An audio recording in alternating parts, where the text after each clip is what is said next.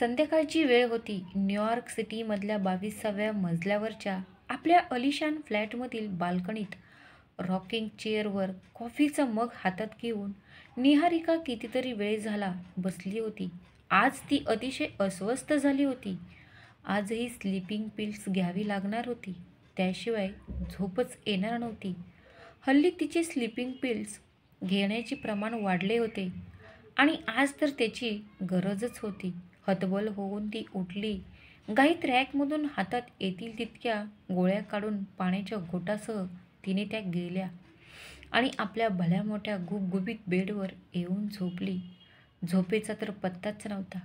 शेवटी तिने मंद आवाजात तिचा आवडता गायक राहत फतेह अली खान यांची गाणी लावली व उशाला टेकून बसली आणि बघता बघता तिचे डोळे झरायला लागले. कारणही तसेच होते. आज शॉपिंग मॉलमध्ये तिला वैभव दिसला होता. तब्बल 10 वर्षांनी इकडे फिरायला आलेले वाटत होते.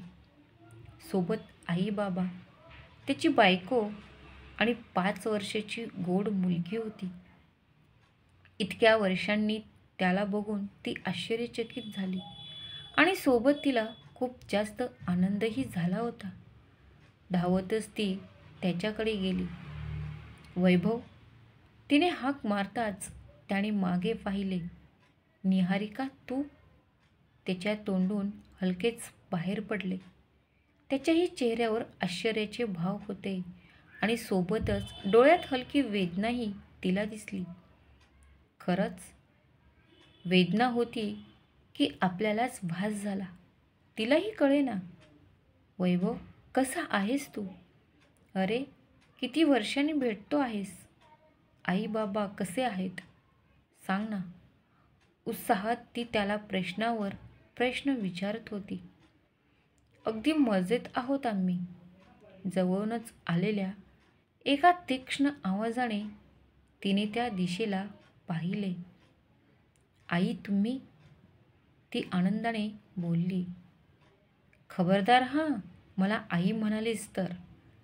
जेव्हा तू आमच्या आयुष्यातून कायमची निघून गेलीस ना, तेव्हाच आपले नाते संपले आणि आत्ता नसलेले नाते जोडायला जाऊ नकोस. त्यांचे बोलणे ऐकून निहारिकाचा चेहरा खडकन उतरला. खाली मान घालून ती उभी होती. वैभव, चल इथून. या बाईशी बोलायची काहीही गरज नाही. वैभवचा हात धरून त्या तिथून निघाल्या. त्यांचे बोलणे ऐकून जवळच शॉपिंग करत असलेली वैभवची बायको स्नेहा तिथे आली. दूर जात असलेल्या वैभवला न्याहाळणाऱ्या निहारिकाला बघत ती म्हणाली, खूप दूर गेला ग तो तुझ्यापासून. आता परत कधीच येणार नाही परतून. तुझ्याबद्दल मला सगळं माहीत आहे आणि खरंच मला आता या क्षणी तुझी खूप दया येत आहे. खूप मोठी चूक केलीस तू. इतका सोन्यासारखा नवरा आणि माणसे दूर केलीस.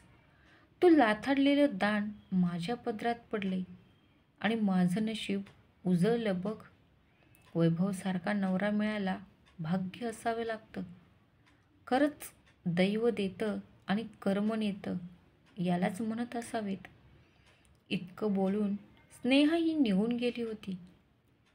घरी परतल्यावर निहारिकाचे चित्त ठाऱ्यावर नव्हते. राहून राहून तिच्या डोळ्यासमोर वैभवचा चेहरा येत होता.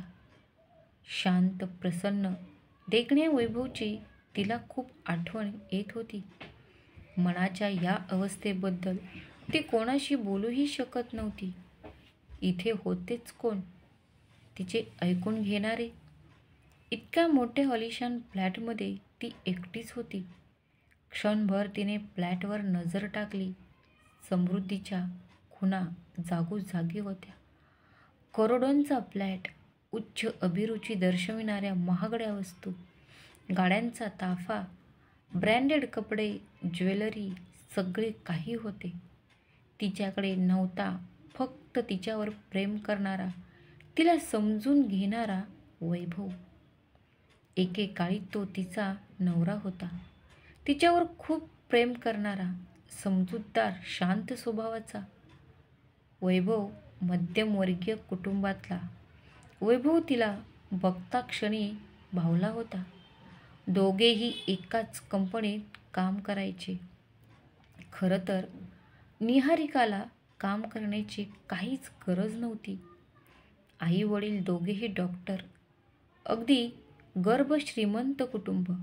निहारिकाने डॉक्टर न होता MBA करणे पसंत केले आणि स्वतःच्या हुशारीने तिने नोकरीही मिळवली होती. त्याच कंपनीत तिला वैभव भेटला होता. सॉफ्टवेअर इंजिनियर असलेला वैभव तिला बघताक्षणी आवडला होता आणि त्यालाही निहारिका आवडली होती. पण निहारिकाच्या आईला हा मध्यमवर्गीय जावई पसंत नव्हता. तिला त्यांच्यासारखाच श्रीमंत जावई हवा होता. तिने हर प्रकारे निहारिकाला समजावले होते, पण निहारिकाने आईचे न ऐकता वैभवशी लग्न केले होते. पण नवेचे 9 दिवस होताच तिच्या डोळ्यावरची प्रेमाची धुंदी ओसरायला सुरुवात झाली. अगदी श्रीमंतीत आणि स्वातंत्र्यात वाढलेल्या निहारिकाला वैभवचे घर, त्याची माणसे सलायला लागली होती. आत्तापर्यंत कुठल्याही प्रश्नांची उत्तरे न दिलेल्या तिला वैभवच्या आईचे "कुठे चाललीस? कधी येणार आहेस?" या काळजीपोटी विचारलेल्या प्रश्नांचाही राग येत होता. कधी घरकामाचा अनुभव नसल्याने साधे सोपे काम करायलाही तिला अवघड वाटू लागले. नेहमी फॉरेन टूर्स करणाऱ्या तिला इथेच कुठेतरी फिरणे लो स्टँडर्डचे वाटत होते. जागोजागी हिशोब करणाऱ्या वृत्तीचा तिला राग येऊ लागला. तिच्या आईचे म्हणणे तिला पटू लागले होते. वैभवशी तिच्या कुरबुरी वाढल्या होत्या. वैभवने तिच्याकडे काही वर्ष मागितली होती. सगळे तुझ्या मनासारखं होईल असंही सांगितले होते. पण आपल्याच धुंदीत असलेल्या निहारिकाच्या हृदयापर्यंत त्याची साथ पोहोचतच नव्हती. शेवटी एका क्षणी तिने वैभवला सोडून जाण्याचा निर्णय घेतला आणि ती गेलीसुद्धा. वैभव कोलमडून गेला होता, पण निहारिकाला त्याचे काहीच देणे घेणे नव्हते. पुढे तिला अभिनव भेटला. तिच्याच सारखा गर्भ श्रीमंत, अमेरिकेत सेटल असलेला. त्याच्याशी लग्न करून तीही अमेरिकेत स्थायिक झाली. सुरुवातीचे दिवस खूप मजेत गेले, पण नंतर तिला समजले अभिनव खूप संशयी आहे. त्याला तिच्या भावनांशी, प्रेमाशी काहीच संबंध नव्हता. प्रसंगी तिच्यावर हात उगारायलाही तो कमी करत नसे. स्वतः इतका श्रीमंत असूनही त्याला तिच्या पैशात जास्त रस होता. ती एकटी पडत चालली होती.